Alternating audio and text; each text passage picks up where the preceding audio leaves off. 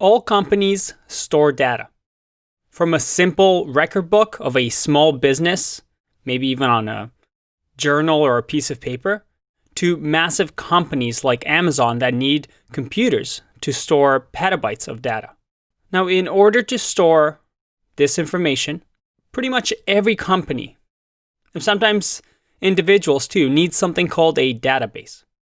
We saw in the last section how hard it was to have our server remember a new user. Every time the server crashed, the variable would get reset and then it would start all over. Or if we wanted to do a login or a sign-in check and iterate through the emails and passwords, doing a loop through JavaScript, that's inefficient. That's where database come to the rescue. So let's ask ourselves, what is a database? A database is a collection of data. And what we mean by data, there are many forms of them, right? There can be numbers, there can be dates, there could be password hashes, there could be user information. Databases allow us to organize this data in a way that is useful to us. And it makes data management easy. And something came out of that. And it's called Database Management System, or DBMS for short. It's a collection of programs which allows us to access databases and work with data.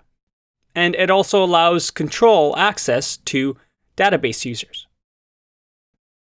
So a DBMS is something in this box.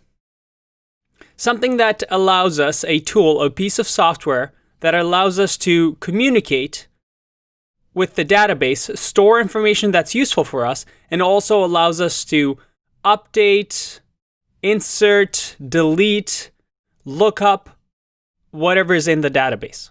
And this idea of a DBMS really started to take shape in 1960s. And now it is at the forefront of many exciting things.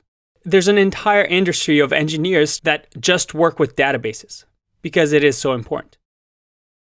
Now, there are two types of DBMS that are really popular right now and that we're going to talk about in this course. And these two types are represented really well by Postgres and MongoDB. Let's talk about the first one, which is relational database. And this is probably the most popular. As you can see on the right-hand side, you see that all of these are relational databases. Postgres, Oracle, SQL Server, you may have heard of MySQL, SQLite. These are all types of databases that have this relational database tag to them. And the beauty with them is that they're all pretty much similar. They all follow a same standard format. Relational databases consist of two or more tables with columns and rows. So in this case, users is a table, and full name, username, text created at are columns, and whatever values they have here are rows. Each row represents an entry, and each column sorts a very specific type of information, like name, address, or phone numbers. And then the relation between tables and fields is called a schema. In a relational database, the schema must be clearly defined before any information can be added. And if this is confusing right now, don't worry, we're actually going to create these databases so it makes sense to you. If we had Twitter, for example, you can see over here the types of tables that we would have and how we would organize it. We would have a users table, a tweets table, a following table. And we can connect all these information, for example, by connecting different pieces of the table. For example, the username will be the same in the users table as it is in the tweets table. That way, we can say that the username in the tweets table is the foreign key of the username in the users table. And then from user will be the foreign key of username in the following table. Now, things like full name or ID, something that identifies each row in a table, is called a primary key. And we'll go through that later on in the section. All right, so all these databases, we're going to learn about PostgreSQL, but they're all pretty much the same. So once you know one, it's fairly easy to pick up the other ones. How do they actually communicate with a server, with the backend? Well, all relational databases use something called SQL. And SQL allows us to communicate, just like HTTP did, between the front end and the back end. With SQL, we're able to communicate with the database and modify or get or update however we want. And we'll have a video on this topic as well. All right, so that's relational databases. What about the second type? The second type is called a non-relational database or a NoSQL database. And once again, there are many, many different types of databases with some cool names like CouchDB and Hypertable. Now, a MongoDB or a non-relational database lets you build an application without having to define the schema first, unlike a relational database. If we go back to relational database, this schema or these tables have to kind of be predefined, right? We need to know how our app is going to look, make these tables so that once the app is public, we can start entering user information and tweets and followers. With a NoSQL or non-relational database, we can just define it as we go. And they all have different ways of storing this information. So each one is very, very different. And this is another powerful reason to use a non-relational database is that if your data requirements aren't clear at the outset of your project, and maybe you have a massive amount of unstructured data, you may not have the luxury of developing a relational database with a clearly defined schema. They offer instead a greater flexibility in that a non-relational database are more like folders, just assembling related information of all types. Now, MongoDB is something called document-oriented. It stores information as documents. Let me illustrate this point to you. I have my desktop here with two folders.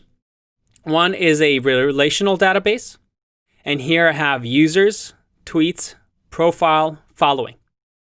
And you can think of relational databases with this type of storage, where this folder lives somewhere on a computer that stores this information. And anytime we need to ask a database for something, well, we grab the users. And if we also want to grab the tweets of the user, we find the user that we're interested in, then find the tweets of the user that we're also interested in with the foreign key that links to the users.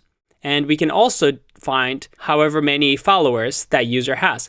We grab that information and display it on our web app. MongoDB, on the other hand, will actually have each user as a document. So if I wanted to grab the first user, well, I just grab this document and it has all the followers, the tweets, the profile, everything is in this one document. And you might be thinking, MongoDB looks like a better choice than having this way of doing things, right?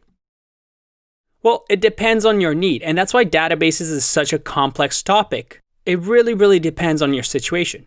You can see this MongoDB way being very useful if you had something like a profile, maybe a LinkedIn profile. But if you needed something where you're working with just following data or just tweets data, maybe with the tweets, you want to see what is the average tweet size. Well, it's really easy to just grab this file and calculate that versus this way where you might have to extract it from each one of the users. So it really depends on your needs. Let me show you another diagram that might be useful. When we look at relational versus non-relational databases, you can think of relational as each table has a blog post, a blog tag, a blog comment, and it links these tables to give you the blog information.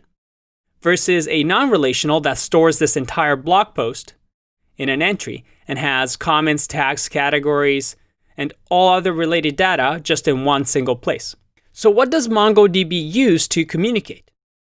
If we go back to our example here, we had SQL for relational databases such as Postgres.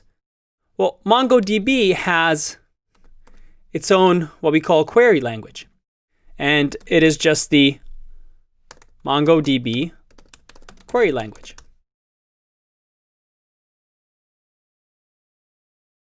But they both aim to do the same thing. That is to communicate with the database, provide an easy way for the server to communicate with the database. And in this section, we're going to be talking about that. And we're going to finally connect the dots and show you the power of databases once they're connected to a server. I'll see you in the next one. Bye-bye.